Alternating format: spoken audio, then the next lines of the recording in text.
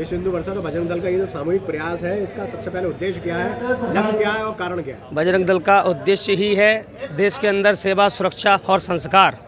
भारत का युवा देश के लिए तैयार हो, भारत का हिंदू युवा देश के लिए समर्पित हो, भारत का हिंदू युवा देश के लिए जीने की जिज्ञासा अपने अंदर जागृत करे। ऐसे उद्देश्य लेकर के बजरंग दल की शौर्य यात्रा पूरे भारत में प्रत्येक जिले में निकाली जाती है। बजरंग दल की यह यात्रा बाबरी विध्वंस जब हुआ तो उस दिन जिस दिन बाबरी विध्वंस हुआ उस दिन की वो माने शौर्यता के प्रतीक के रूप में बजरंग दल का युवा पूरे देश भर में एक शौर्य यात्रा के रूप में माने ऐसा कहते हैं कि शौर्य का प्रतीक माने हाथ में लेकर के एक विजय पताका के रूप में बजरंग दल का युवा देश भर में निकलता है। ऐसा ही ये आयोजन हमारे बरेली महानगर की एक युवा इकाई बजरंग दल के द्वारा हुआ।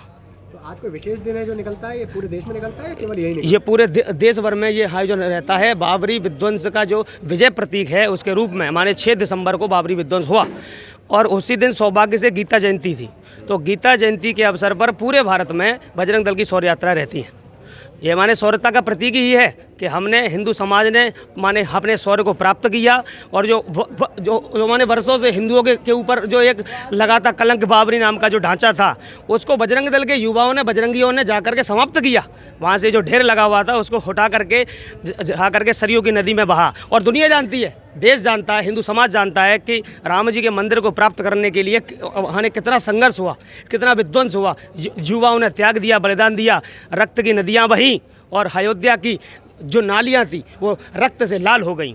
ऐसे बजरंग दल के युवाओं ने अपना शौर्य, अदम्य साहस दिखाते हुए राम जी के मंदिर को प्राप्त किया। ये हिंदू समाज के लिए गौरव की बात है। इसी के लिए ये बजरंग दल की यात्रा पूरे देश भर में हमारे अपने शौर्यता के नाम से जानी जाती है। तो अब बजरंग दल का अगला लक्ष्य क्या है? जब राम मंदिर बन गया, अब अगला लक्ष्य किस तरफ? बजरंग दल का अगला लक्ष्य जितने भी हमारे जो देश के ऊपर आक्रमण हुए, जितने भी हमारी संस्कृति, हमारे धरोहर, हमारे मठ मंदिरों को जिन्होंने ध्वस्त किया वे सारे प्राप्त किए जाएंगे। हमने एक स्लोगन भी बनाया। पहले एक स्लोगन था कि तेल लगाएंगे डाबर का और बोलते थे नाम मिटा देंगे बाबर का। अब वो बदल गया। आज का युवा, भारत का हिंदू युवा कहता है कि तेल लगाएंगे सरसों का, हिसाब लेंगे बरसों का।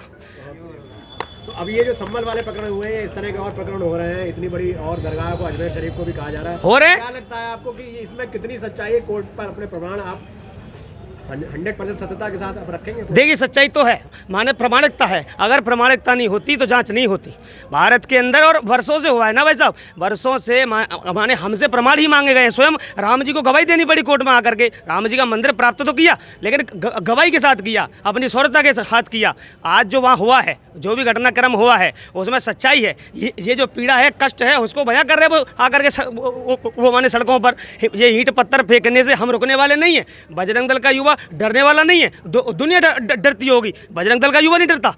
माने जितने भी लक्ष्य मिलेंगे, जितनी भी कठिनाइयाँ मिलेंगी, जितना भी झेलना पड़ेगा झेलेंगे, लेकिन जब तक साहस है, जब तक देश के अंदर बजरंग दल है, हमारी धरोहर हमारी है, हमारी संस्कृति हमारी है, हमारे मठ मंदिर जो इनने हमसे छीन लिए वे सारे मंदिर वापस लिए जाएंगे। और ये सत्यता है कि उसके अंदर हमारा मंदिर है।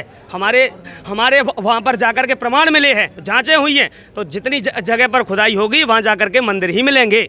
बांग्लादेश को लेकर आप लोगों की क्या प्रतिक्रिया? बांग्लादेश को लेकर के प्रतिक्रिया है, अभी हमारा एक कार्यक्रम भी हुआ था। उस कार्यक्रम के माध्यम से हिंदू समाज को जागृत करने का प्रयास किया गया है और पूरे भारतवर्ष में एक माहौल बनाने का एक प्रयास है कि भारत का हिंदू बांग्लादेशी हिंदुओं के साथ में खड़ा हो, बांग्लादेशी हिंदुओं के लिए जिए, बांग्लादेशी हिंदुओं के मान बिंदुओं की रक्षा के लिए संघर्ष करे। और दुनिया जानती है कि भारत के अंदर तो छोड़िए, पूरे विश्व के अंदर जितना भी समाज है, जितने भी अन्य हमारे धर्मों के लोग रहते हैं, वो अपने धर्म के लोगों के लिए जगह जगह पर जाकर के संघर्ष करते हैं।